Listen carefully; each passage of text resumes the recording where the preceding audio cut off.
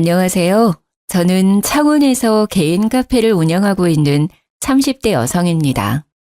저는 여성 의류 인터넷 쇼핑몰도 작게 운영하고 있습니다. 전 남편은 저희 카페 손님으로 우연히 만나게 됐어요. 그때 남편은 제 카페 근처 공사 현장에서 일을 하고 있었습니다. 남편은 점심시간이면 인부들에게 줄 커피를 사러 매일 왔는데요. 시멘트 가루를 뒤집어 쓰고 올 때도 있고 페인트 자국을 묻혀오기도 했어요. 처음에는 부끄러워하더니요. 나중에는 겉모습이랑 상관없이 당당한 모습이 좋았어요.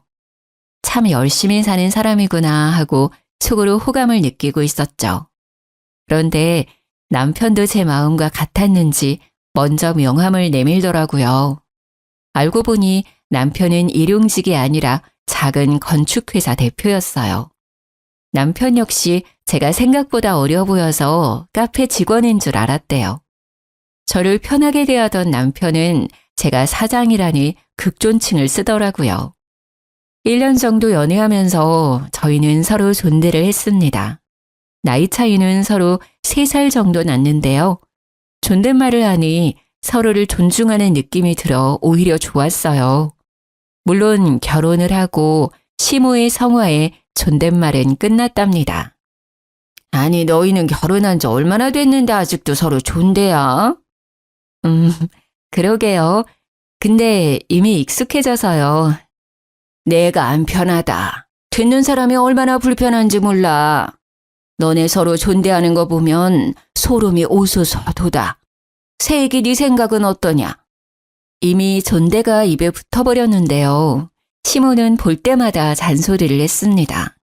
저는 하는 수 없이 어른 뜻을 따르기로 했죠. 하지만 노력도 안 하고 시애미 말에 말대꾸 하지 말고. 네, 고쳐볼게요, 어머님. 나중에는 저희 부부가 편하게 반말을 하니까요. 시모는 하늘 같은 서방에게 왜 말이 짧냐고 하시더라고요. 아니, 어머님께서 존대, 넌 정말 어디서부터 어디까지 내가 가르쳐야 하니? 제가 남편에게 반말하는 모습이 그냥 싫으셨던 거예요. 아랑곳하지 않고 제가 반말을 계속하자 남편이 말하더군요. 자기야, 응? 엄마가 반말하는 거 보기 안 좋대. 또 그 소리야? 아, 존대할 때는 존대가 듣기 싫으시다 했잖아. 그래서 이미 입에 붙어버린 거 또 고치라고? 그냥 엄마 앞에서만 나한테 조심하면 되잖아. 조심? 내가 뭐 당신한테 막대해? 그건 아니지만 좀 그렇지. 좀 그렇다니 그게 무슨 뜻이야? 극존칭까지 아니더라도 말이야. 보통은 나이 차나는 남편한테 말 길게 하잖아. 당신은 너무 짧고. 나는 당신도 웃겨. 우리가 뭐 8살, 10살씩 막 차이나? 아니잖아. 겨우 3살 차이야. 어쨌든 엄마가 옛날 사람이잖아. 네가 좀 이해해줘. 어려운 거 바라시는 게 아니잖아. 응? 아, 몰라. 그냥 기분이 좀 그래. 벌써부터 부부관계에 이래라 저래라 하시는 걸 보면 앞으로 하나하나 다 참견하실 것 같아. 왜 그렇게 말을 서운하게 해? 우리 아파트도 엄마가 해주셨잖아. 심지어 내 명의로 해주신 것도 아니야. 당신 존중하니까 공동 명의로 해주셨잖아. 우리 엄마는 그렇게 며느리를 생각해 주시는데 당신은 고작 이런 사소한 것도 맞춰주기 싫어? 여기서 갑자기 아파트 이야기가 왜 나와? 아파트 해주면 무조건 네 하고 머리 조아려야 해? 됐다. 알아서 해. 늙은 시모가 큰 거 바라는 것도 아니고 고작 신랑한테 존대하라는 것도 들어주기 싫다니. 내가 뭔 말을 더 하겠냐? 아, 알겠어. 그렇게 해볼게. 대신 어머니 앞에서만요. 역시 고마워. 아파트 공동명의 해주신 거랑 별개로요. 남편에게 존댓말이 어려운 일은 아니었거든요. 그냥 저는 뭔가 찝찝했거든요.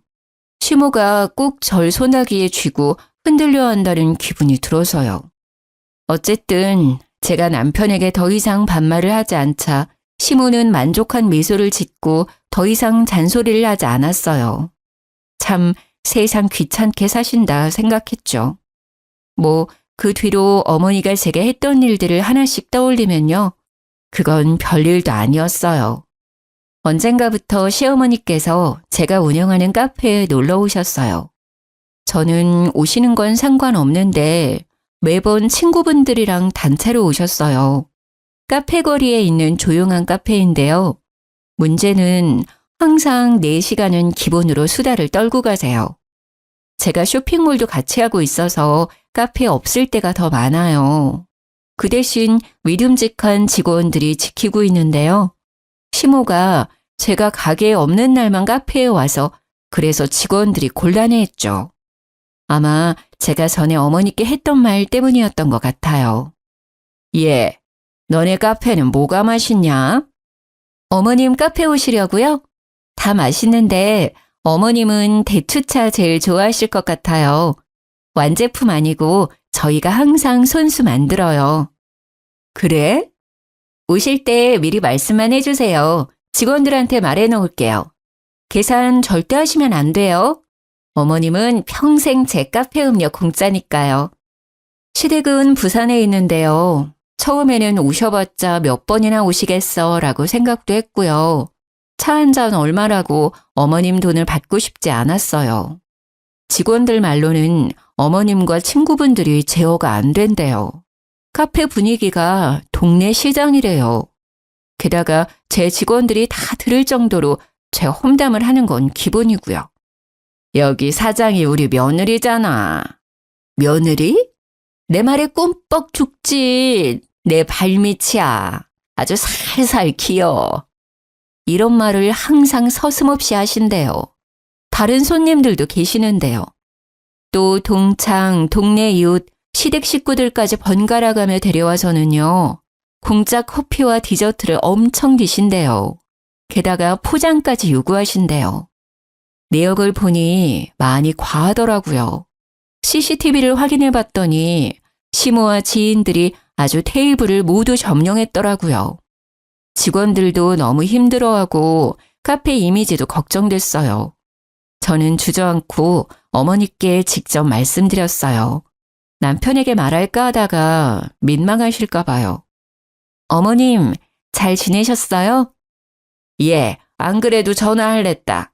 지금 네 카페에 와 있는데 말이다. 글쎄 내 지인들한테 직원들이 계산하라잖니. 바꿔주마. 어머님, 안 그래도 연락 드리려고 했는데요. 저 어머님 드시는 거 하나도 안 아까워요. 앞으로도 돈 받을 생각 없고요. 그런데 어머님 말고 다른 분들은 계산해 주셔야 돼요. 한 번도 아니고 여러 번 그러시면 직원들 앞에서 제 입장이 좀 곤란하거든요. 뭐? 또 이제 와서 그게 무슨 말이냐? 내가 고작 몇 번 왔다고 그런 말을 하냐? 사람들 있는데 창피스럽게. 아니 됐다. 시끄럽고 난 돈 못 낸다. 그렇게 알아라. 시모는 전화를 그냥 툭 끊어버렸죠. 저는 직원들에게 전화해 미안하다고 했죠. 오늘만 가격 받지 말라고요. 퇴근한 남편은 다짜고짜 화를 냈습니다. 당신 우리 엄마한테 뭐라 했길래 엄마가 우셔? 어머님이 당신한테 전화했어? 당신이 엄마한테 평생 커피 공짜라고 했다며. 그래놓고 계산하라고 말 바꿔서 엄청 무안하셨다잖아. 게다가 카페에 이제 오지 말라고 했다며? 나이 든 사람한테 너무한 거 아니야? 부산에서 거기까지 갔는데 말이야. 당신 한쪽 말만 듣고 그러면 안 되지. 한쪽 말? 가만 보면 예의나 공경이 없어 당신. 원래 이런 사람이었니? 커피값 얼마나 한다고. 당신이 카페 오지 말라고 해서 우리 엄마 하루 종일 밥도 못 드시고 괴로워하고 계셔. 뭘 제대로 알고 말하라고. 난 어머니 커피값 받을 생각 없어. 앞으로도 쭉. 근데 중요한 건 말이야. 어머님이 일주일에 2번 정도 카페에 오셔. 혼자가 아니라 사람들을 엄청 데리고 오시거든. 동창들, 동네 이웃들, 그리고 내가 모르는 시댁 식구들까지. 오실 때마다 여러 테이블에 지인들 자리 잡고 장시간 있으셔. 그래서 어머니 오시기 시작한 날부터 매출 반토막 났어. 단골 손님들도 몇 번 말 나왔고. 당신이 우리 카페 검색해봐. 어머님 관련 글도 올라왔어. 심지어 오셔서 내 험담도 엄청 하시나 봐. 직원들 앞에서 내가 창피해서 얼굴을 못 들겠어. 나 카페 그냥 운영하는 거 아닌 거 알잖아. 쇼핑몰 하면서도 지키고 싶은 게 내 카페야. 내 꿈이고 내 쉼터야. 다른 사람들한테도 그랬으면 좋겠고. 근데 가족이라고 피해 주시면 안 되는 거 아니야? 뭐 피해? 피해라고 했어 지금? 그까짓 카페나 운영하면서 잘난 척은 친정 식구들이 그래도 네가 이랬겠어? 시댁이라고 무시하는 거잖아 지금. 말 다 했어? 나도 당신 직업 프라이드 깎아내리면 정신 차릴래? 우리 친정엄마 나 카페 오픈하고 3번인가 오셨어. 오실 때마다 다 계산하셨고 내 지인들 자기들이 그만큼 안 먹어도 더 계산해. 아, 계속 오시고 싶으시대? 사람들이랑? 그러면 나 어머님 환갑 때 여행 보내드리기로 한 거 취소야. 뭐? 치사하게. 왜? 나도 버는 돈이 있어야 여유롭게 보내드리지. 우리 엄마가 아파트도 해줬는데 너 정말 1억이야? 그래서 내가 감사한 마음에 용돈 매달 50만 원씩 드리잖아. 그 용돈을 끊으면 되겠어? 남편은 더 이상 할 말이 없는지 조용했습니다. 다행히 그 뒤로 남편이 어머님에게 잘 말했는지 더 이상 피해는 없었어요. 어머님도 더 이상 제게 별말 없으셨고요. 그런데 웃긴 건요. 어머님이 부산에서 창원까지 버스 타고요. 혼자라도 카페에 계속 오시더라고요. 어쩔 때는 안쓰럽기도 하고 또 이해가 안 갔어요. 용돈도 드리는데 카페 많은 부산 두고 굳이 저희 가게에 와서 왜 저러시나 싶었죠. 어머님의 특이 행동은 그것뿐만이 아니었습니다. 시모는 한 달에 한 번 꼭 저희 집에 들렀습니다. 빈손으로 오시면 좋을 텐데 항상 무언가를 가져오셨죠. 어머님 오셨어요? 그래, 날이 많이 덥다. 자, 받아라. 시모는 제게 덥다며 검정 봉투를 내밀었어요. 그래서 아이스크림이라도 사오셨나 했죠. 어머니 이게 뭐예요? 뭐긴 뭐야 옷이지. 오늘 같은 날 입고 다니면 시원할 게다. 어머니 이건 제 옷인가요? 그럼 네 옷이지. 딱 봐도 작지 않냐. 어디서 나신 거예요? 어디서 나긴 샀지. 검은색 봉투 안에는 반팔 티셔츠 2장이 들어있었어요. 하나는 스포츠 브랜드 로고가 그려져 있었고요. 나머지는 그냥 프린팅 티셔츠였죠. 디자인이나 브랜드가 중요한 게 아니었습니다. 목은 다 늘어나 있었고요. 잘 보니 알 수 없는 얼룩도 있었어요. 프린팅은 뭐 쭈글쭈글 벗겨지기 직전이었고요. 저는 당황함에 그냥 잘 입을게요 라고 말해버렸죠. 시모가 시댁으로 돌아간 뒤 한 번 더 옷을 꺼내봤거든요. 볼수록 화가 나더라고요. 기분은 나쁘지만 어떤 이유가 있겠지, 무슨 사정이 있었겠지 했어요. 저는 나중에 어머니께 다시 물어보기로 했어요. 아니면 어머니가 혹시 치매이신가? 살짝 걱정도 됐어요. 그 뒤로는 제가 너무 바빠서요. 그 일을 새까맣게 잊고 있었죠. 그런데 다음날 시모는 익숙한 검은 봉투를 제게 내밀었죠. 이번에 시모는 뭐라 말을 덧붙이지 않았어요. 저는 설마 했죠. 아, 이번에는 정말 아이스크림이어라 하고 받았는데요. 또 옷까지 드렸어요. 시모는 딱딱하게 굳어버린 저를 못 봤는지 봉투에 옷을 꺼내 제 몸에 대봤어요. 콧노래까지 부르면서요. 어머니, 뭐 하세요? 뭐 하긴 옷대 보지 않냐. 아이고, 딱이네. 역시 내 눈썰미 알아줘야 한다니까. 또 제 옷 가져오셨어요? 그래, 저번 거는 잘 입고 있냐? 너는 세상에 나 같은 시모 없다. 나한테 잘해라. 너무 웃겼어요. 딱 봐도 저번이랑 비슷한 옷들이었거든요. 어머니, 왜 그렇게 웃냐? 그렇게 좋냐? 어디서 얻은 옷인가요? 얻기는 뭘 얻어? 샀다니까? 어디서 사셨는데요? 왜? 왜 그런 걸 묻냐? 저는 여름 옷은 한 사이즈 크게 입거든요. 바꿔올게요. 바꾸기는 이게 딱 맞아 보이는구만 뭘. 시엄마는 당황한 얼굴로 말했어요. 아니요, 입어보면 더 타이트할 거예요. 제가 속살이 많아서요. 어디서 사셨는지 말씀해 주세요. 제가 사이즈 바꿔올게요. 아니, 구제시장에서 샀는데 사이즈를 어떻게 바꾸니? 어느 구제시장이요? 땡땡 구제시장. 어머님 집이랑 되게 멀잖아요. 이거 제 옷 2벌 사러 거기까지 가셨다고요?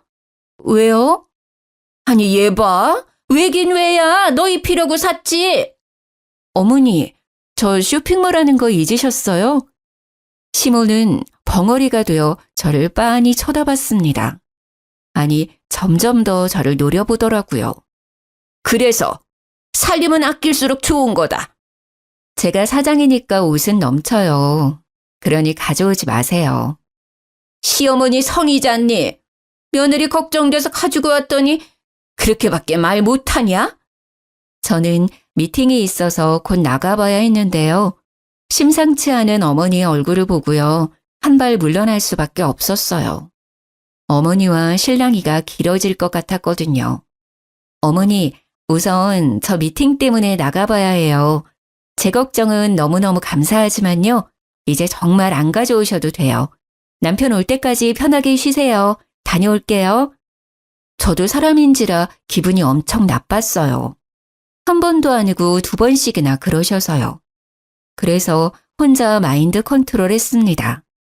어머니는 나이가 많이 드셔서 노망이 난 거다. 불쌍하다고 생각하자. 젊은 내가 맞춰주자 하며 제 마음을 달랬습니다. 그런 노력을 아는지 모르는지 어머니는 점점 더 옷을 많이 가져오시더라고요. 딱 봐도 커다란 검은 봉투에 말이죠. 입지 못하는 옷들을 한가득씩 들고 오셨어요. 하나같이 해지고 얼룩이 져 있었어요. 이제는 어머니 걱정도 되더라고요. 혹시나 치매이신가 싶었죠. 그리고 입지 않는 옷들이 쌓이고 또 쌓이니 스트레스였어요. 계절마다 정리해놓은 옷방이 지저분해졌거든요. 문득 그러다 공간이 여유로운 남편 옷들을 바라보게 됐어요. 근데 왜 항상 내 옷이야? 아들 사랑 끔찍하신 분이 아들 옷은 왜 안 가져오시지? 에이, 설마. 저는 남편에게 말해야겠다 싶었죠. 어머니 말이야, 건강검진 매년 꾸준히 받으셔? 그럴걸? 왜? 아니, 내가 봤을 때 좀 걱정돼서. 뭐? 어디 안 좋으시대? 자기 집안에 혹시 치매이셨던 분 계셔? 전혀 없는데. 어머니가 오실 때마다 옷을 들고 오시거든.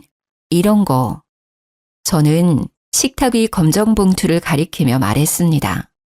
그러자 남편은 알아서 열어보더라고요. 이게 뭔데? 나 입으라는데? 아휴, 왜 그러신데? 처음에는 너무 화났거든. 근데 좀 약간 치매 같은 것도 난 걱정돼. 내가 옷 장사하고 있잖아. 깜빡깜빡 하시는 건가 싶어서.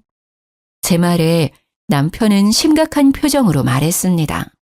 내가 보기엔 그냥 시집살이 같은데? 아이, 우리 엄마도 참, 너 못 괴롭혀서 안달이네. 뭐? 치매는 무슨 그냥 노인네 심술이네. 뭐가 그렇게 웃겨? 난 혹시나 어머니 치매라 해도 걱정이고 아니라 해도 날 무시한 거니까 화나고 여러 가지 감정이 드는데 넌 이게 웃을 일이야? 너야말로 왜 그렇게 정색을 해? 웃고 넘길 노인네 심술을 왜 치매까지 가? 그냥 네 선에서 어머니 저 안 입으니까 가져오지 마세요 하면 끝날 일이잖아. 그리고 내다버리면 되잖아. 나한테까지 이를 필요 있냐? 괜히 엄마랑 내 사이 어색해지게. 그렇게밖에 말을 못해? 난 너 하나 믿고 결혼했잖아. 누군 안 입겠다고 말 안 했는 줄 알아? 그리고 난 어머니 걱정도 진짜 됐었거든? 네가 알아서 해. 이런 것도 혼자 해결 못해서 징징거리면 어쩌라는 거야. 괜히 아들이 중간에 끼어들잖아? 별거 아닌 게 갑자기 일이 커지는 거야. 솔직히 남편이 제게 기분이 나빴겠다, 미안하다. 그래도 내가 한 번 더 여쭤보겠다, 뭐 이런 반응을 할 줄 알았어요. 그런데 제가 생각하지도 못한 반응에 저는 정이 뚝 떨어지더라고요.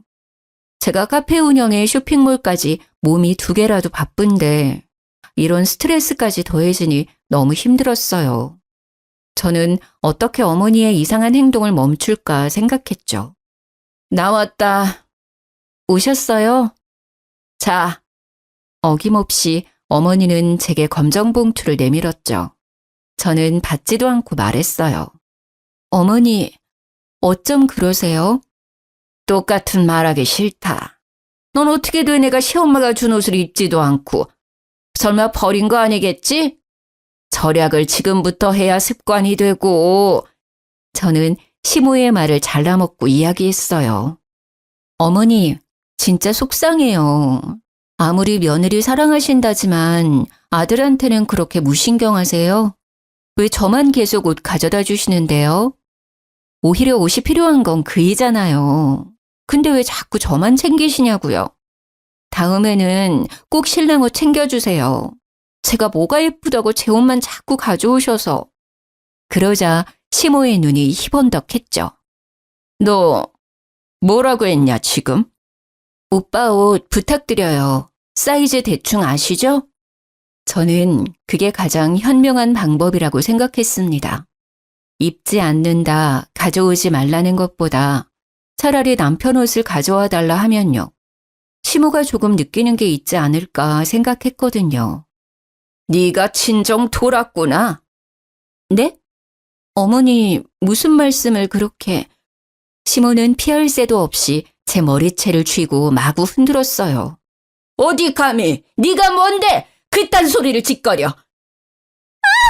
어머니 왜 이러세요? 아파요. 이거 놓으세요. 그러자 저희 집 강아지가 시모를 보고 마구 짖었어요. 주인이나 개나 주둥이 시끄러운 거 봐라. 어디 뚫린 입이라고 함부로 내뱉기를. 이거 놓으시라고요. 아프다고요. 아파? 아프냐?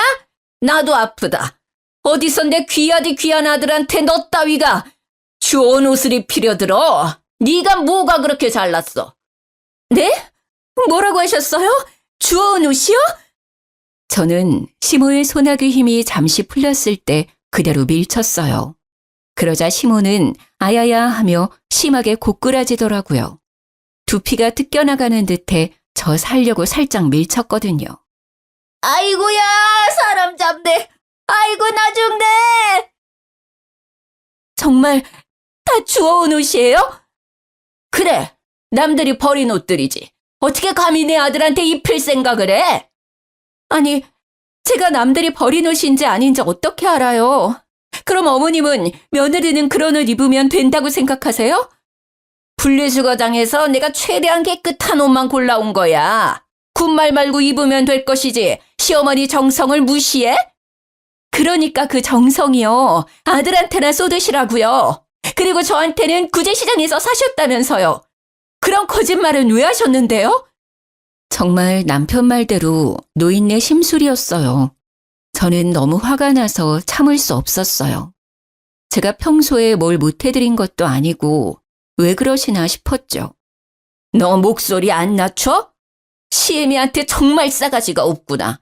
구제시장이나 분리수거장이나 다 똑같은 헌옷이잖니? 어머니, 저도 저희 집에서 귀한 딸이거든요? 도대체 저한테 왜 이러세요? 왜 저를 못 잡아먹어 안달이시냐고요? 순영이는 흙구덩이, 먼지구덩이에서 일하는데 말이다. 넌 뭐가 그렇게 고고해서 항상 멀끔하게 차려입고 있냐? 배운 걸로 따지면 우리 순영이가 너보다 훨씬 똑똑하다. 그런데 내 아들은 이 더운 날씨에 공사 현장에서 개고생을 하고 넌 왜 시원한 에어컨 바람 쐬면서 카페에 쇼핑몰에 폼을 잡느냐 이 말이다. 다른 사람들도 다 나랑 같은 마음일 거다. 너 서방 모실 줄 모르고 지 잘난 맛에 산다고 흉봐. 어디 저런 게 집안에 굴러 들어와가지고는 너 내가 준 옷들 버리기만 해봐라.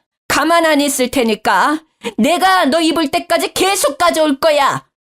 저는 할 말을 잃어 벙쪘어요. 남편은 대표라 해도 현장에 나갈 일이 많거든요. 제가 아무리 새 옷을 사줘도 금방 옷이 더러워지니까 남편은 새 옷을 쉬는 날만 입어요. 시모는 아들의 작업복이나 일할 때 입는 옷들을 보고 속상했겠죠. 하지만 그렇다고 해서 며느리인 저를 탓할 문제가 아니잖아요. 직업 특성이잖아요. 저는 어이가 없었습니다.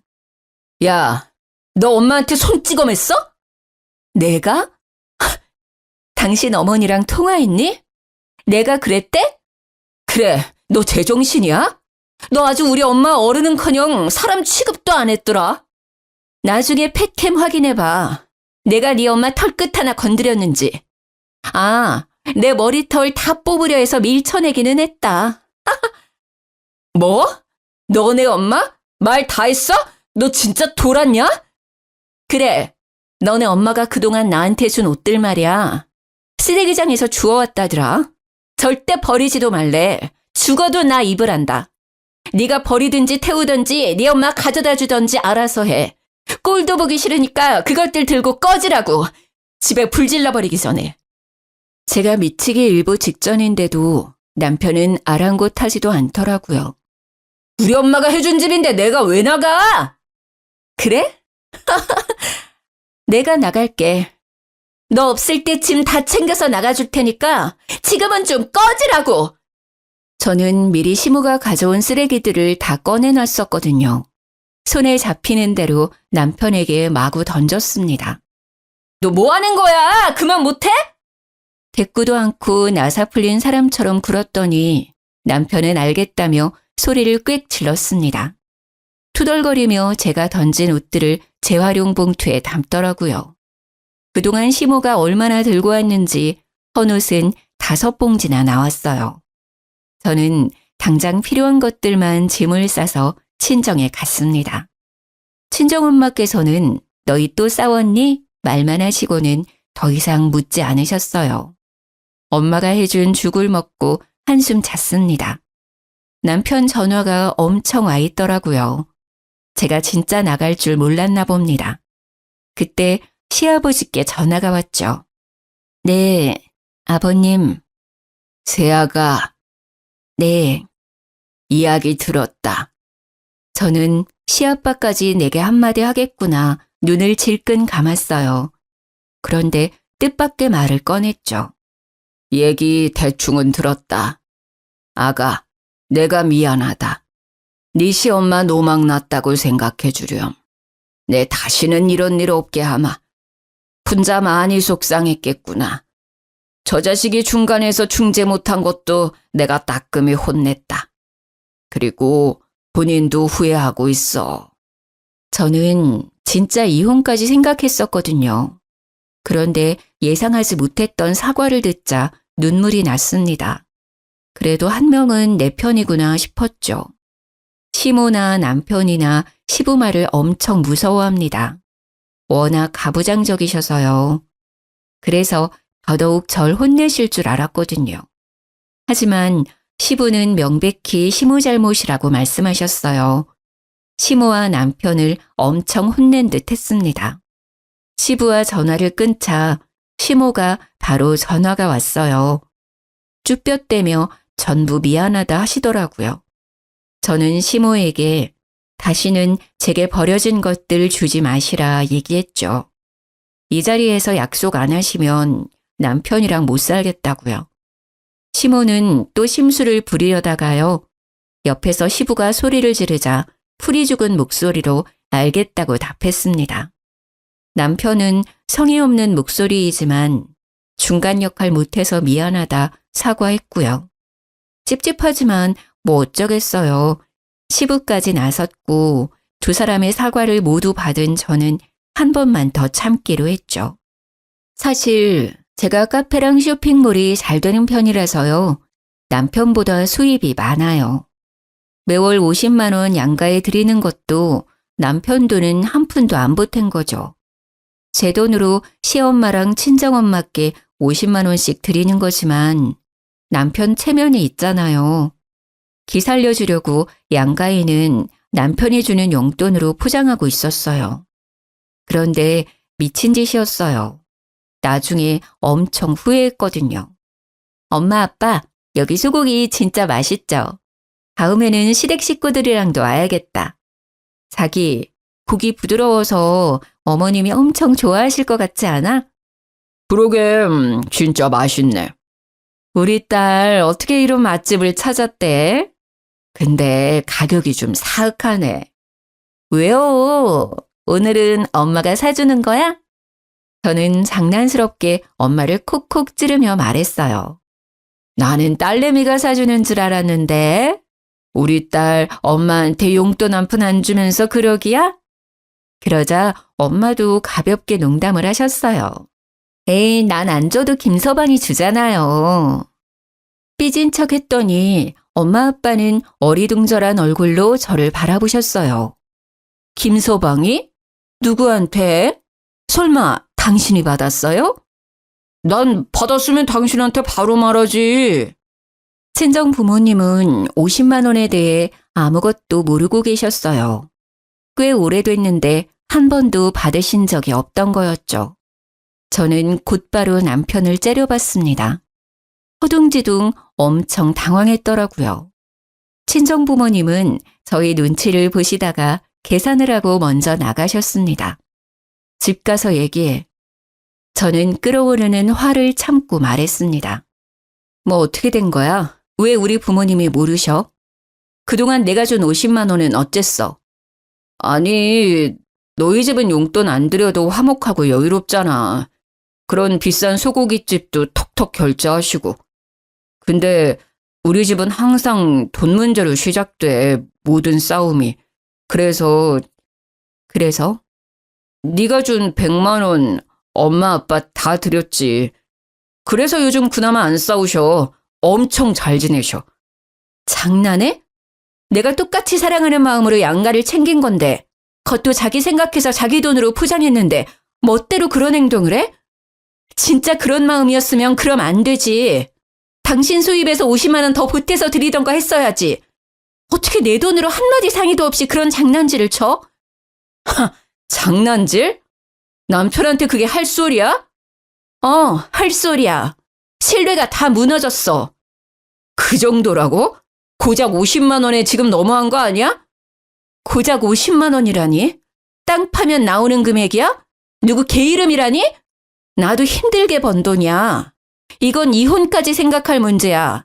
오늘을 기점으로 나는 당신과 살 수많은 날들 얼마나 믿지 못하고 의심을 많이 하겠어. 전적이 있으니까. 무슨 보자 하니까? 왜 날 천하의 쓰레기 도둑놈 취급해? 부부끼리라도 그거 범죄야. 저는 그대로 짐을 싸서 친정으로 떠났습니다. 반성도 안 하는 남편이 너무 꼴보기 싫었거든요. 그러자 친정엄마는 너무 속상하신지 한마디 하시더라고요. 너 또 싸우고 집 나왔어? 무슨 일인데 엄마한테 말 못해. 용돈은 또 뭔 말이야. 별거 아니야. 아니 아파트도 우리가 해줬는데 항상 왜 우리 딸이 쫓겨나오냐고. 그래서 하는 말이지.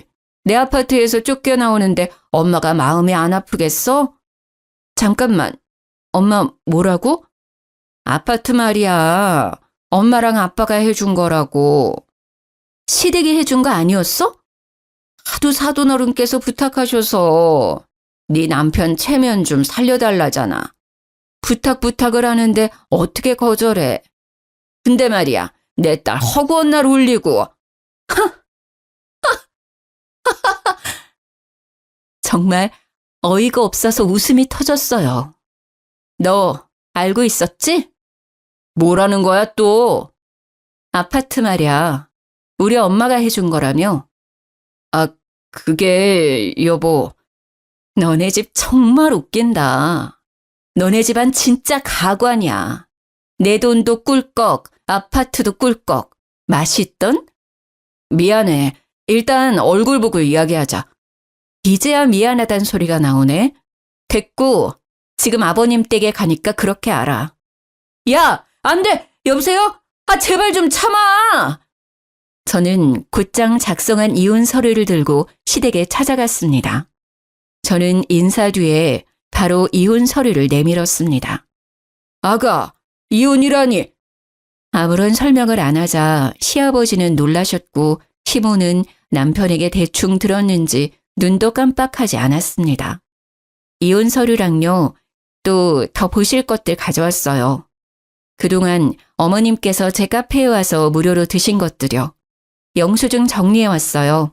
어머님이 드신 건 빼고 어머님 손님들이 드신 것들이요. 제 말이 끝나자마자 시모는 제 뺨을 내리쳤습니다. 둔탁한 소리가 날 정도로 세게요. 시부는 놀라서 시모에게 뭐 하는 짓이냐 소리쳤죠. 저는 아픈 걸 참고 또 통장을 내밀었습니다. 내역 보시면 제가 매달 남편에게 100만 원씩 입금했어요. 시댁 친정 양가에 50만 원씩 용돈 드리라고요. 남편 기 살려주려고 남편 돈인 척 드리라 했죠. 그런데 친정에는 돈을 안 보냈더라고요. 전부 시댁으로 보내고요. 이혼하기 전에 이 문제도 정산해 주세요. 그때 집에 남편이 도착했습니다. 시부는 그대로 남편의 뺨 양쪽을 번갈아 날리셨죠. 그동안 새아가 돈으로 생색내고 있었냐? 이 한심한 놈, 독에 겨워 돈 장난을 쳐? 부인한테! 시모는 자기 아들이 맞았다고 쓰러지기 일부 직전이었어요. 아버님, 다른 건 제가 해드린 거니까 돈 안 받을 거예요. 친정에 줬어야 할 돈 50만 원, 그것만 다 돌려주세요. 그리고 아파트요. 공동 명의인 거 깨끗하게 포기해줬으면 좋겠습니다. 내 아파트를 네가 뭔데 포기하라 말아야? 시모는 악을 썼죠. 그게 왜 어머님 아파트인데요? 저 친정엄마께 다 들었어요. 아파트도 저희 부모님이 해주신 거라면서요. 그것도 모르고 저는 싸울 때마다 남편한테 쫓겨나다시피 했거든요. 저희 부모님 속상하셨을 거 생각하면 제가 마음이 찢어져요. 그리고 어머님도 그동안 아파트 해줬다고 얼마나 저한테 생색을 내셨어요? 게다가 거지 같은 옷들 주워서 주지를 않나 얼마나 저를 무시하셨으면. 시부는 뒷목을 잡고 시모는 절대 아파트를 제게 주면 안 된다며 울부짖었어요. 시부가 반응이 없자 시모는 제게 달려와 머리채를 잡고 또 마구잡이로 흔들었어요. 마침 저를 데리러 온 친정 부모님께서 그 상황을 목격하셨죠. 당신 뭐 하는 짓이야? 지금 당장 내 딸한테서 안 떨어져! 친정엄마께서는 시모를 제게서 떨어뜨리고요. 그대로 뺨을 날리셨습니다. 저희 어머니 취미가 탁구거든요. 시모 엄청 아팠을 거예요. 시모 얼굴을 보니 손바닥 자국이 선명하게 찍혀 있는데요. 솔직히 그 상황에 웃음이 터질 뻔했어요. 시모는 아픈지 소리를 내며 주저앉았죠. 그러다 정신 차렸는지 자기 때렸다고 친정엄마한테 달려들려고 했어요. 그때 시부가 그만하라고 고래고래 소리를 질렀습니다. 시모는 그대로 주저앉아 엉엉 울었죠. 내가 이 나이 먹고 뺨을 맞다니. 사람 하나 잘못 들여서 이게 무슨 꼴이야. 아이고. 감히 내 귀한 딸한테 무슨 짓이야. 그러게 어디 손을 대. 이렇게 구질구질한 줄 알았으면 결혼 절대 반대했지. 체력이 안 되면 인성이라도 받쳐주든가. 영 못쓸 집안이네. 그리고 자네, 내가 같은 사람 될까봐 자네는 안 때리겠네. 인생 그렇게 살지 말게나. 딸, 가자. 여기 한시도 있고 싶지 않구나. 순하디 순한 저희 친정아빠는 딱 한마디 하셨어요. 내 아파트에 살면서 우리 딸 힘들게 한 네 놈, 그리고 사람 취급 제대로 안 한 네 부모, 어디 잘 먹고 잘 사는지 내가 끝까지 두고 볼 거야. 시부는 고개를 숙이며 서류에 도장 찍어준다고 말했습니다. 미안하다고 사과를 하면서요. 시부는 몰랐대요. 아파트 일도 용돈도요. 그제서야 남편은 단단히 잘못된 걸 알고 싹싹 빌더라고요. 장인어른, 장모님, 제가 잘못했어요. 사정이 있었어요. 오해는 대화로 푸셔요. 네? 여보, 자기야, 어? 이혼이라니 무슨 말이야? 내가 잘못했어. 앞으로는 안 그럴게. 제발. 저는 아파트도 제 명의로 돌려받았어요. 세금을 엄청 냈지만요. 시부가 도와줘서 이혼에 별 문제는 없었는데요. 남편이 허구한 날 찾아와서 좀 봐달라고 하더라고요. 하도 찾아와서 한 번은 시부께 말씀드렸더니 금방 오셔서 끌고 가셨어요. 시모는 분이 안 풀리는지 저희 엄마가 자기 뺨 때렸던 거요. 폭행죄로 신고하겠다더라고요.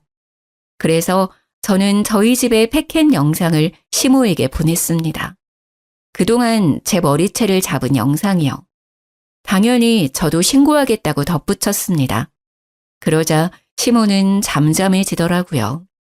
저는 지금 이사했고요. 신혼집은 월세 놓았어요.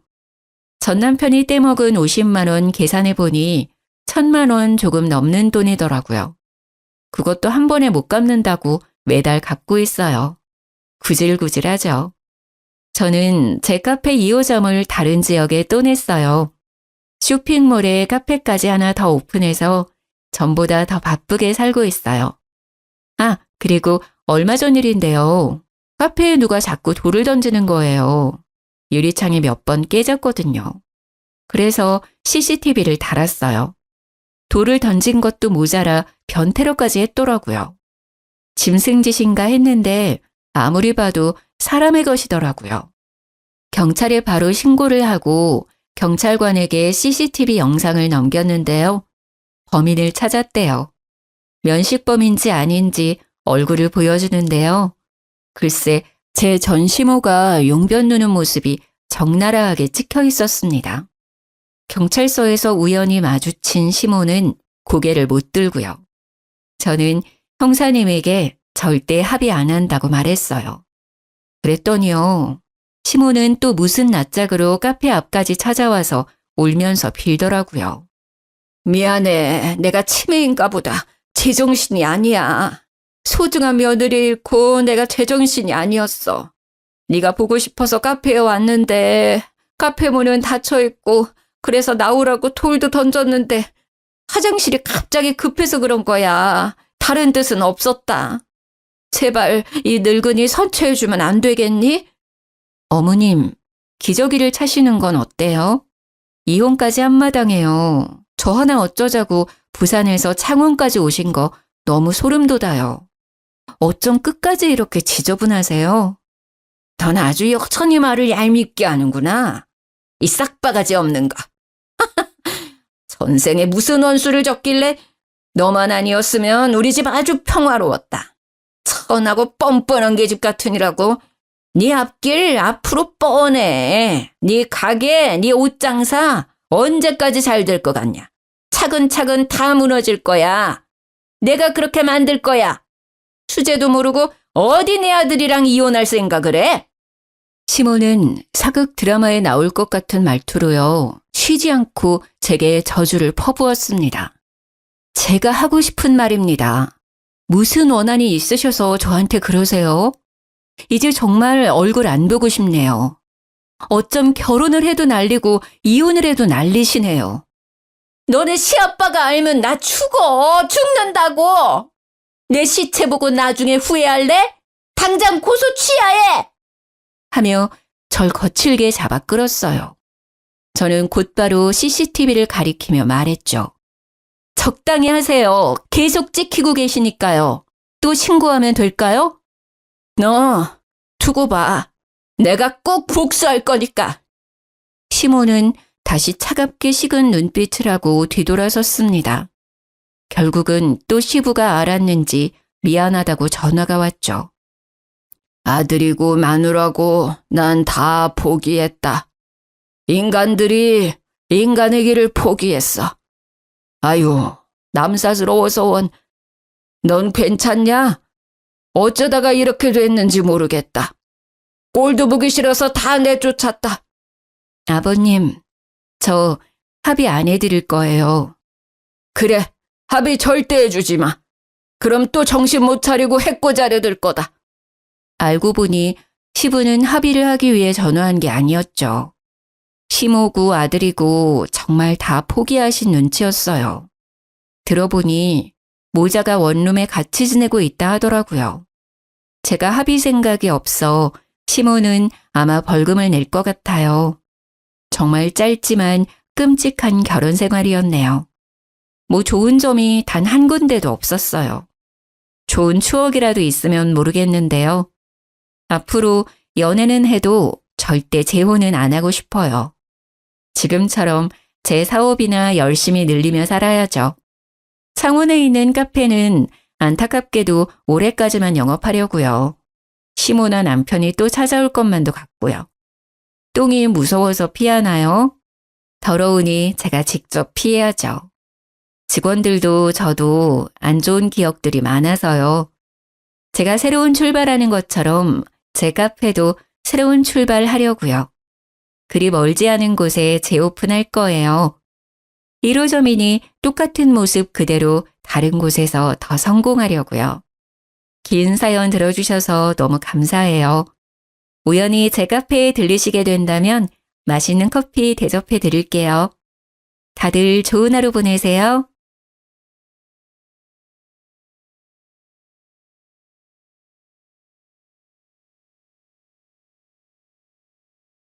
안녕하세요. 저는 40대 초반 여성입니다. 오늘은 3년 전 기막혔던 제 이혼설을 하나 말씀드려 볼까 해요. 저에게 이혼은 저를 위한 가장 중요한 선택 중에 하나였지만 동시에 아픈 상처를 가져다 준 사건이기도 해요. 결혼할 때는 100년해로 할 거라고 맹세하며 다짐까지 했지만 그것도 두 사람 모두 그렇게 원해야만 가능하더라고요. 한 사람이 아무리 노력해도 나머지 한 사람의 노력이 없으면 결국 이렇게 중간에 헤어질 수밖에 없다고 생각해요. 솔직히 이혼을 해서 이렇게 사연글을 쓰게 될 줄 몰랐기에 두서가 없을지도 모르지만 제 이야기를 한번 들려드릴게요. 저와 전 남편은 사내 비밀 커플이었어요. 그 스릴 때문에 더 즐거웠고 또 그 스릴 때문에 잘못된 선택을 했던 건지도 몰라요. 결혼 당시에 남편은 결혼에 대한 준비가 된 상황은 아니었어요. 쥐뿔도 없다고 하죠. 정말 아무것도 모아놓은 돈이 없었거든요. 게다가 시댁도 우리에게 원조를 해줄 수 있는 여건은 아니었기에 오롯이 저와 남편이 모두 해결해야 했어요. 처음에는 제가 모은 돈에 남편 이름으로 대출을 받아서 아파트를 사려고 생각했어요. 그런데 하루는 아버지가 저희를 부르더니 남편에게 돈을 빌려주겠다고 하시더군요. 저는 놀라서 우리끼리 하겠다고 했지만 아버지는 딸 시집 가는데 마음고생 시키고 싶지 않다며 남편에게 돈을 빌려주고 나중에 갚으라고 했어요. 대신 이자는 받지 않을 테니 편하게 너희들 돈 모으라고요. 그때 정말 아버지에게 얼마나 고마웠는지. 결국 남편은 그렇게 하기로 하고 저희는 자가로 집을 마련했어요. 그렇게 행복할 줄만 알았던 저의 결혼 생활은 조금씩 삐그덕삐그덕 이상한 길로 빠져가고 있었어요. 사람들이 말하길 결혼과 연애는 다르다고 하잖아요. 그 말이 제 남편에게는 딱 맞아서 연애할 때는 좋았던 모습들이 결혼 후에는 나쁘게 변해버렸거든요.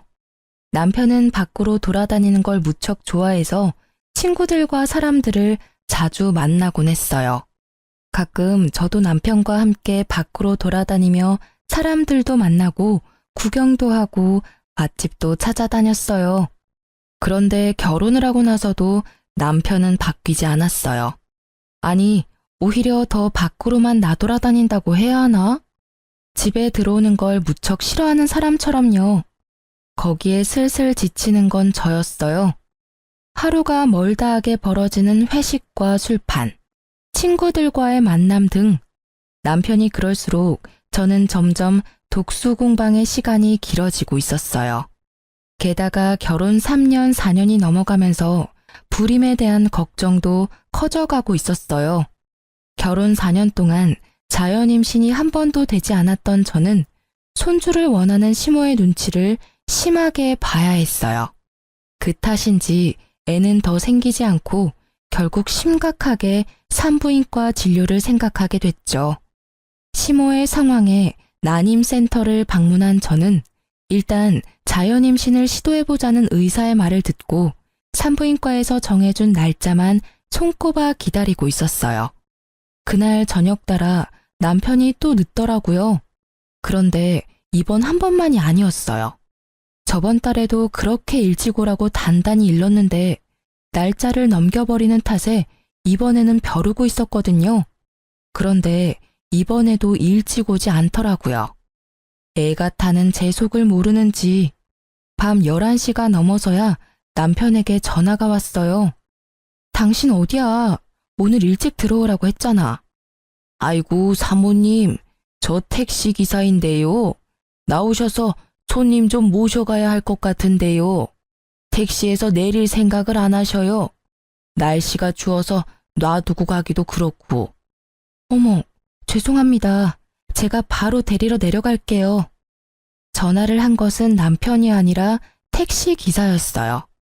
아파트 현관 앞에 서 있는 택시를 보니 어찌나 민망하고 화가 나던지 저는 연신 기사에게 미안하다고 말하며 남편을 데리고 왔어요. 술에 쩔어서 몸을 가누지도 못하는 모습을 보는데 정말 한 대 쥐어받고 싶을 만큼 열이 받더라고요. 게다가 남편을 데리고 집에 들어오는 내내 남편의 옷에서 나는 제 것이 아닌 여자의 향수 냄새와 분 냄새에 겨우 화를 삭히며 집으로 들어왔어요. 밝은 데서 보니 더 선명하게 보여지는 남편의 모습에 저는 눈을 감으며 충격을 감당해야 했어요. 옷깃에 덕지덕지 묻어있는 립스틱에 단정치 못한 옷차림이 딱 봐도 여자를 끼고 놀았던 것 같더라고요. 게다가 남편을 데리고 들어올 때 남편 와이셔츠에서 바스락거리는 소리가 신경이 쓰여서 주머니를 확인했는데 거기에 작은 쪽지가 있었어요. 연락처 하나와 여자 이름이 적혀 있고 옆에는 하트 표시까지 딱 찍혀 있더라고요. 저는 그 연락처를 일단 다른 곳에 베껴 적어두고 남편 코트를 벗겼어요. 그리고 저는 한 번 더 열이 오르는 것을 느껴야 했어요. 양말이 거꾸로 신겨져 있었거든요. 일을 하면서 양말을 다시 신었을 리 없고 설사 100번 양보해서 다시 신었다 하더라도 제정신이라면 거꾸로 신었을 리 없었겠죠. 차라리 양말이 없었다면 제가 덜 화가 났을지도 몰라요. 애를 가지고 싶어 오매불망 남편만 기다려야 하는 제 사정이 이렇게 비참하고 짜증나는 일이 되어버려 저는 그날 분노의 눈물과 우라를 삼키며 잠도 제대로 못 잤어요. 그리고 다음날 아침 남편이 눈을 뜨자마자 저를 부르더군요. 여보, 나 물 좀 가져다 줘. 술이 안 깨네. 어제 숙취해소제도 먹었는데 늙었나 봐. 뭘 잘했다고 눈 뜨자마자 마누라 부르며 물을 찾는지 저는 열이 받아서 냉수를 컵 가득 받아서 비몽사몽한 남편 얼굴에다가 확 부었어요. 아, 차가워. 지금 뭐 하는 짓이야? 당신 미쳤어? 갑자기 물을 뿌리면 어떡해? 뿌릴만 하니까 뿌렸지. 지금 당장 냉수 마셔도 정신 못 차릴 것 같으니까 내가 뿌려준 거야. 정신 똑바로 차리고 이야기하라고. 무슨 이야기를 해? 아, 어제 늦어서 그런 거야? 오랜만에 친구가 연락 와서 한 잔 좀 했어. 그런데 그게 이렇게까지 아침에 물벼락 맞아야 할 일은 아니잖아. 그것도 이유 중에 하나지. 내가 먼저 약속을 잡았는데 당신이 내 약속을 지키지 않았으니까. 화가 나는 건 당연한 거야. 근데 그건 좀 덜 중요한 이유야. 제일 중요한 이야기를 말해봐. 어제 술 마신 것까지는 이해할 수 있어. 그래, 네가 술 마시고 저녁 늦게까지 탱자탱자 노는 게 하루 이틀 일은 아니니까. 근데 그 꼴은 뭐야? 와이셔츠에 묻은 립스틱에 양말은 거꾸로 신었더라? 나 몰래 바람 피우니? 아니지. 나한테 나 바람 피웁니다 하고 시위한 거니? 이건 그냥 별거 아닌 거야. 친구랑 놀면서 도우미 좀 불렀어. 걔네들 뭐 치근덕대는 거 다 알잖아. 양말은 술에 취해서 내가 벗었다가 다시 신었던 거 같은데. 근데 그렇다고 내가 바람 피웠다고 하기엔 약하잖아. 다들 부르자고 난리인데 내가 싫다고 할 수는 없잖아. 그래서 내가 바른 사람을 만나라고 했지. 결혼했으면서 미혼 친구들하고 친하게 지내고 그러면서 여자나 만나고 말이지. 그리고 왜 매번 도움이나 부르는 친구들하고 노는 거야? 그렇게 여자가 좋아? 막 애교 떨고 치근덕거리니까 좋아? 당신 친구들은 그래도 돼. 결혼도 안 한 싱글이니까. 근데 당신은 결혼까지 했으면서 집에 있는 내 생각은 안 해? 이젠 내 교우 관계까지 관리하려는 거야? 제발 좀 그만해. 어떤 친구와 어울리든 그건 내 자유라고. 그래, 솔직히 나도 어제 일찍 오려고 했어. 그런데 별로 그런 마음도 안 들고 친구가 연락 왔으니까 잠깐 갔다 온 거야. 그렇다고 당신이 나한테 이렇게까지 화내는 건 나도 좀 억울한데? 솔직히 애 가지자고 날짜 정해서 관계하고 그러는 거 정말 짜증나는 일이거든? 뭐 내가 종마야? 내가 씨나 뽑아내는 기계냐고. 마음이 동해야 하는 거지. 이걸 강제적으로 막 날짜 시간 정해서 하고 그러는 건 너무 인위적이고 감정 없는 것처럼 느껴져서 기분 나쁘다고. 남편의 말에 저는 너무 어이가 없어 제가 잘못 들은 줄 알았어요. 너 그게 사랑해서 결혼한 여자한테 할 말이니? 내가 룰루랄라 즐거운 마음으로 날짜 시간 정해서 하자고 한 건 줄 알아? 병원에서 그렇게 하라잖아. 내가 왜 애를 가지고 싶은 건지 모르겠어? 당신과 내 아이니까 가지고 싶은 거야. 그리고 애 갖는 게 내 생각 때문만은 아니지. 어머님은 요즘 매일같이 전화하셔서 애는 생길 것 같냐? 이번에는 생길 거다. 태몽을 껐는데 소식 없냐? 매번 그런 말만 하신다고. 당신한테 그런 말 안 하시니까 당신은 내가 얼마나 스트레스 받는지 모르지? 진짜 이런 면이 너무 마음에 안 드는 거야. 약속 거절 못하는 거 이해할 수 있어. 그런데 기분 나쁘다면 어쩔 수 없지. 사랑도 없는데 왜 살아? 여기서 끝내 그냥. 나는 당신하고 헤어져도 어차피 아쉬운 거 하나 없어. 내 말이 끝나자 남편의 당당하고 짜증나던 얼굴이 조심스럽게 바뀌더라고요. 그럴 수밖에 없죠. 저는 정말 아쉬운 게 하나도 없었으니까요. 사내 연애였지만 제가 이미지에 타격을 받을 일은 전혀 없잖아요. 잘못을 이 사람이 했으니까요. 부서도 달라서 자주 마주칠 일도 없거든요. 게다가 이 집은 어차피 아버지와 제 돈으로 산 집이니 지금 당장 이혼하더라도 남편은 유책 배우자가 돼서 집 소유권 주장은커녕 위자료만 더 내야 하거든요. 그걸 이해한 건지 남편이 제 눈치를 보더라고요. 당신 와이셔츠에 쪽지 하나 들어가 있었거든? 예쁜 여자 이름 하나랑 연락처, 그리고 하트 모양까지 있지. 도움이라도 이런 식으로 개인적인 전화번호 주고받으면서 만나면 외도가 아닐 리가 없잖아. 아니면 내가 이 전화번호로 전화를 한번 해볼까? 유부남 꼬셔서 뭐 하려고 했냐고. 혹시 또 모르잖아. 당신이 결혼 안 했다며 총각 흉내냈다고 이야기해줄지도 모르지. 당신이 오늘 같이 놀았던 친구들 다 솔로잖아. 여보, 미안해. 진짜 뭐든 다 내가 미안해. 솔직히 좀 갑갑해서 집에 안 들어온 거야. 그리고 그 쪽지에 적힌 여자도 어제 처음 만났어. 여러 번 만났으면 연락처를 줬을 리가 없잖아. 그리고 진짜 아무 일 없었던 건 확실해. 술집에서 나와서 바로 택시 타고 집에 온 거야. 그런 모텔 같은 곳 들릴 시간도 없었다고. 앞으로 절대 이럴 일 없을 테니까 이번만 자기가 이해하고 넘어가줘. 응? 진짜 술 취해서 벌어진 해프닝 같은 일일 뿐이라고. 남편의 구구절절한 변명과 핑계에도 제 화는 가라앉지 않았어요. 왜인지 더 심하게 짜증이 나더라고요. 변명 같은 거 다 필요 없고 우리 애 가지는 거 다시 생각해보자. 이 상태로 애 가져봐야 상처는 애만 받아. 집에 매번 늦게 들어오고 친구랑만 노는 아빠, 육아로 고생하면서 신경질만 느는 엄마. 어느 쪽이건 애한테 좋지 못한 건 맞고 당신 말대로 당신 종마 취급 당하는 건 싫다니 그것도 내가 이해해 줄게. 그치만 나도 지금 당장은 당신이랑 즐겁게 살 맞대고 싶은 기분 아니거든? 다른 여자랑 치근덕거린 당신하고 옆에 있는 것도 솔직히 불쾌해. 그러니까 시간을 좀 갖자. 제 말을 들은 남편은 더 이상 아무 말도 하지 않았지만 어느 정도 제 말을 이해하는 것 같더라고요. 그리고 그날 이후 남편은 회식도 친구와의 모임도 모두 자제하고 집에 일찍 들어오려고 애쓰더라고요.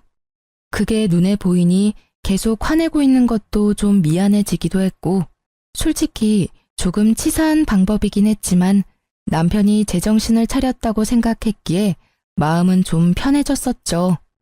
그렇게 성실해진 남편은 매일 제 눈치를 보더라고요. 그리고 그 이후 한 달쯤 지났을까요? 명절 며칠 전쯤 갑자기 아버지에게서 전화가 왔어요. 나다. 미국에 있는 네 오빠 어제 한국 들어왔는데 연락됐니? 어? 오빠 한국 들어왔어? 아, 나한테 연락 먼저 하라니깐. 나 결혼하고 나서는 연락도 잘 안 되더라고. 남편한테 소개시켜준데도 극구 싫다고 해서 우리 그이는 아직도 나한테 오빠 있는지 모르는데 언제까지 숨겨야 될지 모르겠어. 근데 성이 다르니까 소개하면 우리 집 재혼 가정인 거 금방 알 테고. 제가 남편에게 숨기는 것 딱 한 가지는 저희 집이 재혼 가정이라는 것이었어요. 시댁에서 싫어하실까봐 조심스럽게 말한다는 게 아직까지 이야기 못해서 비밀이 되어버린 거죠. 오빠는 어머니가 이혼한 전 남편 사이의 자식이거든요. 서로 아버지는 다르지만 여느 가족들과 다름없이 잘 지내고 있어요. 마음의 준비가 되면 말해. 아직까지는 재혼 가정이라고 하면 싫어하는 집이 더 많아. 그리고 어차피 네 오빠는 미국에서 계속 살 거라고 하던데 한국에는 잠깐 들어왔다가 다시 나간단다. 그 전에 얼굴 보고 회포라도 풀어.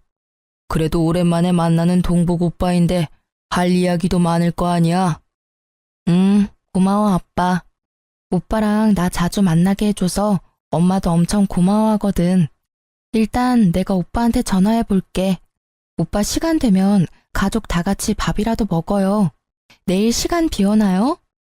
아버지와 전화를 끊고 나서 저는 오빠와의 만남에 들뜨기 시작했어요. 오랜만에 보는 오빠라 하고 싶은 말도 듣고 싶은 말도 많았거든요. 오빠가 저를 너무 많이 기특해해서 저도 오빠에게 기댄 적이 많았으니까요. 남편에게 어떻게 이야기할까 고민하다가 결국은 남편에게는 친척을 만나러 갔다 오겠다며 거짓말을 하고 오빠를 만나러 갔어요. 오빠, 오랜만이야. 잘 지냈어? 그럼, 너도 잘 지내지? 나야 뭐 그렇지. 참, 너한테 부탁이 있는데 오빠 한국에서 처리해야 할 관공서 업무가 많거든? 그러니까 나 좀 도와줘라. 몇 년 나가 있었던 탓인지 아무것도 모르겠네. 한 2, 3일 정도 낮에만 좀 도와줘. 그렇게 해주면 이 오빠가 용돈 두둑히 챙겨줄게. 아싸, 용돈이라니. 얼마 만에 받아보는 거야? 역시 내 생각 해주는 건 오빠뿐이야. 오빠의 말이 저는 고맙기만 하더라고요. 이번에 보면 또 언제 볼 수 있을지 모르는 데다가 저한테 용돈을 챙겨주고 싶어서 이렇게 안내를 부탁한다는 걸 알고 있었거든요. 어릴 때도 오빠는 저한테 별것도 아닌 부탁을 하고는 꼭 마지막에 알바로 번 용돈을 쥐어주곤 했거든요. 알았어. 연차 쓰고 오빠를 위해 안내역 해줄게. 그래, 그럼 오늘은 식사부터 할까? 그러고 보니 어디 호텔에 괜찮은 레스토랑 생겼던데 거기서 식사나 할까? 거기는 가격이 좀 싼데도 맛집 많아. 내가 우리 동생한테 사주고 싶어서 그렇지. 자, 가자. 저는 오빠와 식사를 맛있게 하며 오랜만에 스트레스를 풀었어요. 식사 마지막에는 저와 남편 선물까지 주더라고요. 한 번도 못 본 매부에게까지 선물을 해주는 오빠의 마음 씀씀이에 너무 고마웠어요. 그렇게 저는 이틀을 연차를 쓰고 오빠의 안내역을 해줬어요. 말만 안내역이고 오히려 가족 여행에 더 가까웠죠. 친정 부모님까지 모시고 맛집도 다니고 오랜만에 느긋하게 시간을 보내니 스트레스가 좀 풀리더라고요. 그렇게 오빠를 미국으로 보내고 며칠이 지났을까? 남편이 점점 옛날처럼 늦게 들어오더라고요. 워낙 노는 걸 좋아했으니 어쩔 수 없이 되돌아간다고 생각한 것도 잠시 점점 저한테 차가워지는 느낌을 받았어요. 뭔가 의심스러운 기색이 있어서 벼르고 있었지만 꼬리를 잡을 수는 없었어요. 그런데 그 꼬리가 너무 의외의 곳에서 잡혀버렸죠. 하루는 배달이 왔어야 할 새벽 우유가 아침에 보니 사라졌더라고요. 분명히 업체에서는 새벽에 배달을 했다고 하고요. 평소 우유를 마시지 않는 남편이 가져갔을 리 없다고 생각한 저는 분실 사건이라고 생각하고 범인을 어떻게 잡을까 생각하고 있었어요. 일하는 내내 그 생각을 하다가 아파트 CCTV, 엘리베이터나 계단에 찍혀있지 않을까 하는 생각이 들었죠. 그래서 퇴근하고 불이 나게 아파트 관리사무소로 향했어요. 우유가 없어졌다고 양해를 구한 뒤 저는 CCTV를 돌려봤어요. 그러다가 두 눈으로 믿을 수 없는 광경을 목격했어요. 아침 시간 제 남편이 엘리베이터에서 어떤 여자와 무척 진한 아침 인사를 하고 있더라고요. 서로의 헤어를 정리해주고 사람이 타니 뒤로 물러나 모르는 사람처럼 있다가 몰래 손을 잡는 모습까지. 이미 제 머릿속에서 우유도둑은 사라지고 없었어요. 두 연놈의 행태가 너무나 충격적이었거든요. 저는 관리사무소에 부탁해서 전날도 그 전날도 확인해봤어요. 그리고 정확하게 상간녀가 누구인지 알게 됐죠. 여자의 얼굴이 너무 눈에 익어서 금방 눈치챘어요. 남편의 외도 상대는 앞집 여자였어요. 아침 시간에 설마 출근할 때 외도를 하지는 않을 거라 생각했는데 상간녀가 앞집이니 그 출근 시간을 더 활용한 거였죠. 등잔 밑이 어둡다는 말이 딱 맞더라고요. 결국 CCTV 동영상을 제 핸드폰으로 찍어놓고 집으로 가 남편을 기다렸어요. 역시나 늦더라고요. 저는 밤이 늦어질수록 거실이 아닌 현관에서 남편을 기다렸어요. 계단식 아파트라 앞집이 보이거든요. 둘이 밖에서 만나다가 들어오려면 같이 와야 하니까요. 그렇게 현관문 앞에서 기다리던 제 눈에 두 사람이 나타났어요. 역시 제가 잘못 본 게 아니라는 걸 확인이라도 시켜주듯 두 사람은 손을 잡고 앞까지 걸어오더라고요. 참 대담하기도 하지. 같은 층에 두 사람의 남편과 아내가 있는데도 저렇게 애정 행각을 하다니. 남편은 여자를 집으로 돌려보낸 뒤 저희 집 도어락 비밀번호를 누르더군요. 우와씨, 깜짝이야. 여기서 뭐 하는 거야? 남편이 놀랐는지 제게 소리치더라고요. 들킬까봐 놀란 건지도 모르죠. 저는 남편에게 조용히 말했어요. 당신 요즘 늦네? 설마 또 바람 피는 거야?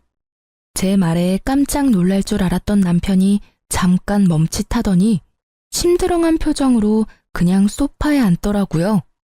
그 여유 있는 몸짓에 차분하게 말로 하려던 제 인내심이 뚝 끊겼어요. 그 태도는 뭐야? 내가 묻잖아. 당신 바람 피냐고. 아, 너 의처증이야? 매번 이런 식으로 나 힘들게 하면 기분이 좀 나아져? 친구 만나고 회식하는 거 좀 줄여줬잖아. 그럼 이쯤에서 만족을 좀 해. 어떻게 모든 걸 너한테 맞추면서 살아? 그리고 내가 이 말까지는 안 하려고 했는데 너야말로 바람 피는 거 아니야? 굉장히 당당하네. 당신은 바람 핀 적이 없고 바람은 내가 폈다는 게 당신 주장인 거네. 그런 이야기를 할 만한 근거는 있는 거지? 어디 이야기해봐. 들어는 줄게. 저는 남편이 이렇게 당당한 이유가 정말로 궁금했어요. 화가 나는 것과는 별개로 무엇을 갖고 있길래 저렇게 자신 있어 보이는가 싶었죠. 제 말에 남편은 자켓 안주머니에서 사진 몇 장을 꺼내서 탁자에 던지더라고요. 그 사진을 보는 순간 저는 어이없음과 불쾌함을 동시에 느꼈어요. 이건 뭐야? 너 나 뒷조사한 거야? 네가? 놀랐지? 그럴 줄 알았어. 바람 피우다가 딱 걸리니까 어때? 나한테 이런 쓰레기 같은 취급받으니까 기분 더럽지? 나도 그랬어. 별거 아닌 일로 사람을 쓰레기 취급하고 말이지. 마누라 바람 피는 거 보니 내가 왜 그렇게 했었나 싶기도 하고 자괴감이 드네.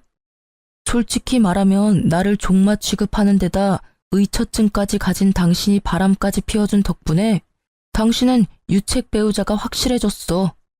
반면에 나는 그때 한 번 이후로 별 문제 없이 깨끗한 상태잖아. 외도도 하지 않고 얼마나 가정에 충실했는지 알지? 나한테 외도했다고 뭐라 하던 당신이 바람피는 걸 보니 이제 당신한테 질렸어. 그러니까 우리 이혼하자. 남편이 먼저 던진 이혼 이야기에 저는 터져나오는 실수를 참으며 냉정하게 말했죠. 이게 당신 생각이야? 이 사진 한 장으로 나한테 이혼하자고 말하는 거야? 내가 유책 배우자니까 너한테는 잃는 거보단 얻는 게 많겠네? 당연하지. 너한테 책임이 있으니까. 나한테 위자료 주는 대신에 이 집 넘겨주면 원만히 합의 이혼해줄게. 그럼 여기저기 소문날 일도 없고 깨끗하잖아. 그치? 너 지금 머리 제대로 굴렸네? 정말 화가 미친 듯이 나는데 너무 웃겨. 이 사진 한 장에 나한테 다 뒤집어 씌우겠다? 그런 신박한 생각은 어디서 나오는 거야? 그래, 이혼하자. 네가 이렇게 원하는데 해줘야지 않겠어? 나한테도 뭐 나쁜 일은 아니지. 제가 뜬금없이 웃자 남편놈은 그제야 어안이 벙벙한 얼굴로 저를 쳐다보더라고요. 이혼하자는데 웃으니 뭔가 잘못됐다는 걸 알아챘지만 제대로 아는 게 하나도 없으니 말도 못하고 쳐다만 보는 거죠. 당신이 이혼 얘기 먼저 꺼냈으니까 나중에 두말하면 안 되는 거 알지? 나는 절대로 이번 이혼 번복 안 할 거니까 그렇게 알고 있으라고. 우와, 상간남이 그렇게 잘해줘? 이혼하자니까 두말 없이 수긍하는 거 봐라. 나보다 당신한테 더 좋은 조건인 거 아니야? 근데 상간남이 당신이랑 결혼해준대. 그쪽은 그냥 장난이었던 거 아니야? 한때 부부였던 인연으로 내가 말해주는데 와이프랑 이혼할 테니 결혼하자고 하는 놈들 중에 제대로 된 놈들 없어. 너도 곧 버림받게 될걸? 상간남 신경 쓰지 말고 당신이나 이 집에서 나갈 궁리나 해. 필요하면 용달 정도는 불러줄게. 당신 짐 싹 다 챙겨서 나가주면 좋겠어. 이 집은 어차피 내 거야. 이 집 살 때 네 돈 한 푼도 안 들어갔어. 내가 모은 돈이랑 우리 아버지가 당신한테 빌려준 돈으로 산 거지. 이 집 갖고 싶니? 그러면 일단 아버지한테 빌린 돈부터 갚고 와. 그리고 이 집 살 때 내가 낸 돈 나한테 돌려주면 이 집 줄게. 됐지? 계산을 그렇게 하는 법이 어디 있어? 당신이 유책 배우자인데 어떻게 내가 당신한테 돈을 줘야 하는 건데.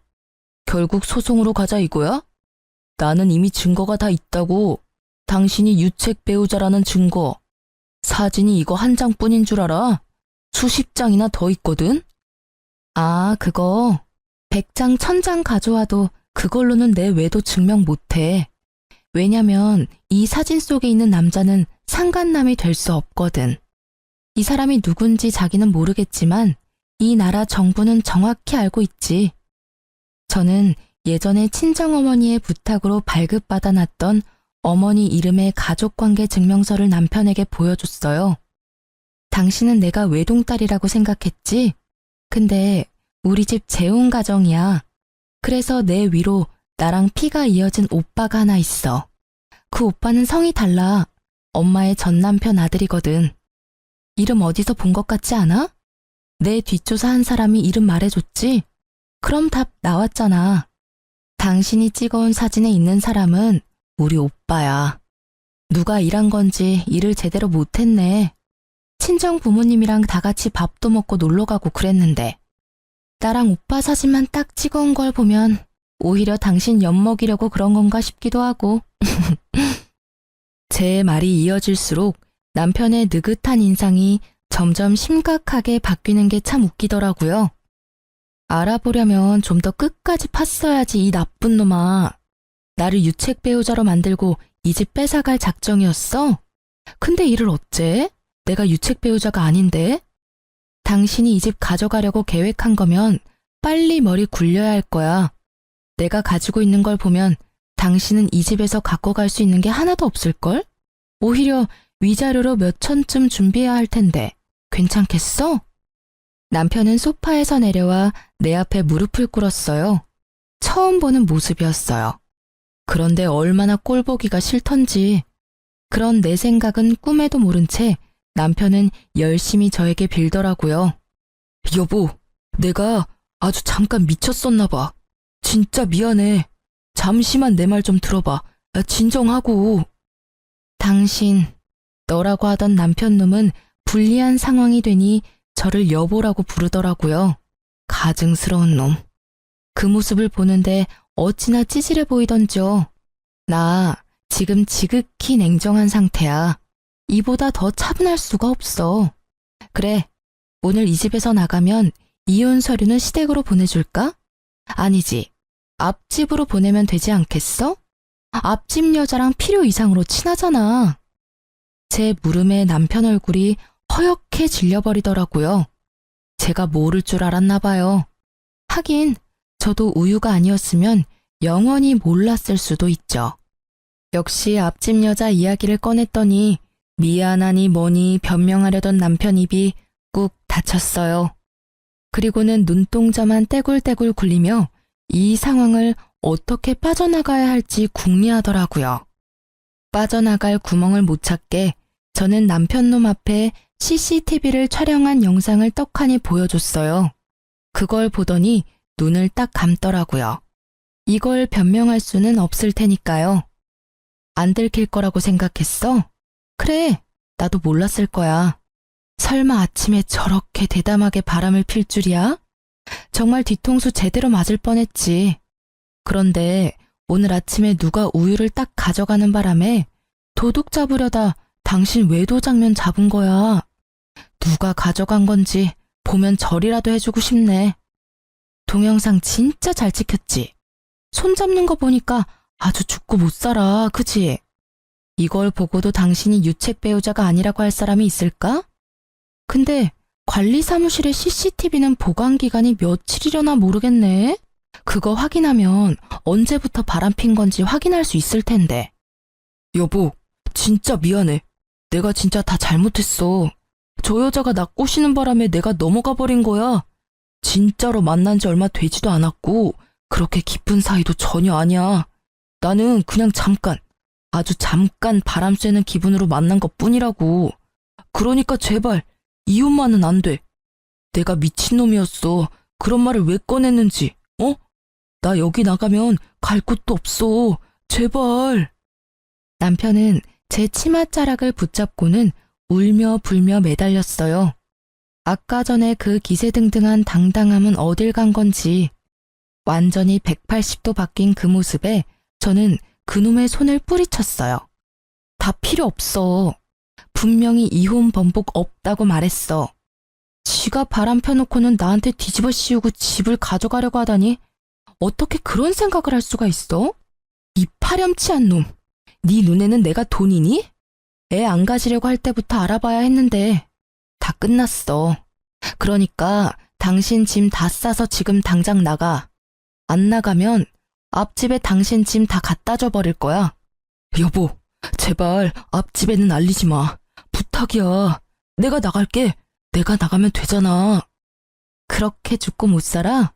얼마나 사랑하면 들키지도 못하게 그래? 근데 앞집에 알리고 말고는 내 마음이거든? 여기서 더 내 기분 더럽게 만들면 지금 당장 초인종 누를 거야. 결국 남편은 이후 찍소리도 못하고 필요한 짐만 챙겨서 나갔어요.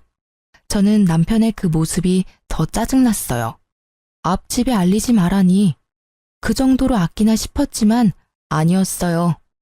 나중에 알고 보니 그 여자를 아껴서 그런 게 아니라 그 여자가 상간녀 소송으로 위자료 지불할 때 자기한테 내달라고 할까봐 그런 거였더라고요. 어디까지 찌질해질 수 있는지. 그리고 나중에 확인을 해봤더니 그날 우유를 가져간 건 어이없게도 남편이었더라고요. 우유를 마시지 않는 남자가 왜 가져갔나 싶었더니 그걸 상간녀에게 줬더라고요. 그때는 자기가 가져갔다고 저한테 이야기할 생각이었다는데 이 멍청한 놈이 그걸 나중에 깜빡하는 바람에 저는 스스로 판도라의 상자를 열어버린 거죠. 그리고 알고 보니 앞집 여자와는 반년 정도 사귄 상태로 생각보다 오랫동안 만남을 이어왔더라고요. 저는 앞집 여자에게도 화가 났어요. 매번 오며 가며 살갑게 인사하곤 했는데 저를 볼 때마다 제 남편과의 만남을 떠올리며 저를 불쌍하고 눈치 없는 여자로 봤을 걸 생각하니 분이 나서 못 참겠더라고요. 그래서 앞집 여자에게도 상간녀 소송을 걸었어요. 남편과의 이혼 소송도 물론 진행했고요. 그렇게 상간녀 소송 걸고 얼마 뒤 누가 우리 집 벨을 누르더라고요. 화면에는 앞집 여자가 서 있었어요. 제가 문을 열어주니 그 여자가 갑자기 저희 집 현관문에 꿇어 앉더라고요. 왜 이러세요? 일어나세요. 아니요, 제가 정말 다 잘못했어요. 잠깐, 아주 잠깐 만난 거예요. 그러니까 제발 소송만 취하해 주시면 안 될까요? 염치 없는 부탁이란 건 잘 알지만 어떻게 좀 선처를... 제가 왜 그래야 하는지 잘 모르겠네요. 소송 취하해 주시면 제가 위자료는 드릴게요. 꼭 드릴 테니까 남편과 아이만이라도 알 수 없게 해주시면, 잘못하면 아이도 남편도 다 잃게 생겼어요. 그러니까 제발 소송만 취하해 주세요. 위자료는 제가 드릴게요. 아, 그러세요? 모두 잃게 생겼구나. 그런데 저도 당신 덕분에 가정과 남편을 잃었어요. 그러니까 그 부분은 그걸로 퉁치죠. 솔직히 바람 필 때 소문날 거 생각 안 한 건 아니잖아요. 그래도 유부남 잘 만나고 다녔으면서 이제 와서 왜 후회를 해요? 후회하지 말고 열심히 즐긴 대가를 받으면 되죠. 제 말에 무릎 꿇고 있던 상간녀가 꿀먹은 벙어리가 되더라고요. 틀린 말은 단 하나도 없었으니까요. 남의 남자 만날 거면 소문날 거 당연히 각오한 거 아닌가요? 이제 더 이상 할 말 없으면 나가보세요. 저는 더 이상 해드릴 말이 없어요. 제가 피해자인데 가해자가 이렇게 피해자 행세를 하고 계시는 것도 이상하고. 뭐? 그렇게 따지면 남편 관리 제대로 못한 당신 탓도 있는 거 아니야? 당신이 남편 잘 붙들고 있었으면 이런 일이 생겼겠어? 잘해주지도 못할 거면서 결혼은 왜 했대? 우리 사이 진짜 별거 아니었고 당신이 못해준 거 내가 해준 것뿐이야. 내가 당신 대신해서 당신 남편 위로해줬으면 당신도 소송 정도는 취하해줘도 되는 거 아니야? 엄청난 궤변을 늘어놓는 여자를 어이없는 눈으로 바라보며 제가 재차 물었어요. 상간녀 소송 취하해주면 내가 얻는 건 뭐죠? 아니, 내가 피해자인데 나한테도 떨어지는 게 있어야 하잖아요. 갑자기 다짜고짜 소송 취하라 그러면 제가 아이고 알겠습니다 하고 해줄 줄 알았어요. 줄 수 있는 거? 그러면 당신 남편 돌려줄게요. 그럼 됐죠?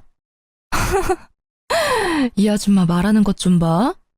미안한데요. 남이 쓰다 버린 건 저도 필요 없거든요. 왜 굳이 그 쓰레기를 저한테 주려는 건지 모르겠네요. 저한테 줄 게 그것뿐이라면 저는 취하지 않을 거예요. 아니, 전 진짜로 당신 남편이랑 깊은 사이 아니라고요. 진지한 마음이 요만큼도 없었고 나한테는 남편이 메인이고 그쪽 남편은 사이드 메뉴 정도예요. 그러니까 그 정도밖에 안 되는 사이라는 거예요. 본인이 그 말 들으면 아주 좋아하겠네요. 근데 어쩌죠?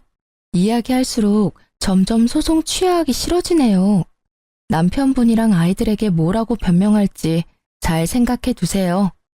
그럼 이만 나가주세요. 주거 침입으로 신고하기 전에. 나사가 하나 빠진 것 같은 상간녀와의 만남을 끝으로 이혼 과정이 빠르게 진행됐어요. 제가 예상한 대로 남편 놈은 제게 위자료를 물어주게 되었고 우리 집에 대한 소유권도 주장하지 못하게 됐죠. 그리고 상간녀 소송에서 상간녀가 저에게 위자료를 지급하라는 판결이 난 뒤 앞집에서는 큰 소리가 자주 나더라고요. 고함 소리와 싸우는 소리, 우는 소리도 나고요. 그리고 얼마 지나지 않아 앞집은 이사를 갔어요. 저는 딱히 이야기한 바가 없는데 아파트에 소문이 났던 것 같아요. 이사 가는 날 상간녀의 모습은 보이지도 않고 상간녀의 남편은 저와 마주치자 고개를 푹 숙이고는 제 얼굴을 보지 않은 채 지나갔어요. 솔직히 상간녀의 남편을 보면서 마음이 편하지만은 않았어요. 제가 소송을 취하했더라면 저 가족은 거짓이더라도 행복을 유지할 수 있었을 텐데 하는 마음도 있었죠. 그렇다고 해서 제가 모든 걸 희생해야 하는 게 당연한 것도 아니잖아요. 정말 외도라는 건 남겨진 사람에게 비참함과 수치스러움을 주는 것 같아요. 그걸 고스란히 느끼고 있는 저였기에 그 상간녀의 남편 행동도 이해는 갔어요. 그리고 전 남편과 같은 회사에 다니는 저는 전 남편과의 이혼을 알리지는 않았어요. 저도 그런 눈빛 받는 게 싫었거든요.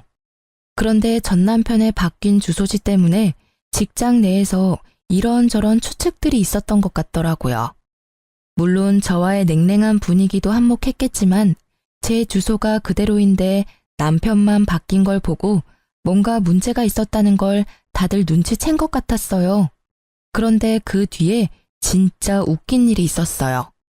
같은 부서에서 일하는 직원이 조심스레 저한테 다가와서 말을 걸더라고요. 같은 부서지만 친하게 지내지는 않았고 솔직히 일보다는 소문을 더 좋아하는 성격이시라 조용한 저와는 크게 접점이 없었던 탓에 약간 의아했죠. 그런데 다짜고짜 묻더라고요. 저기, 정말 이혼한 거 맞아요? 네, 맞아요.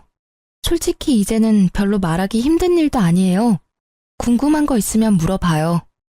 아니, 궁금한 게 있는 건 아닌데, 지금 저쪽 부서 난리 났거든요. 왜요? 요즘에 이혼이 뭐 그리 대단한 이슈라고. 그게 아니라, 얼마 전에 이혼 확실하다고 이야기 나왔잖아요. 그 뒤로 그 부서에 그 사람 애인이라고 주장한 사람이 글쎄 3명이나 된대요. 진짜 대단하지 않아요? 어떻게 동시에 3명을 만나죠? 3명이 아니라 최소 5명이겠죠. 저와 상간녀까지 포함하면 말이죠.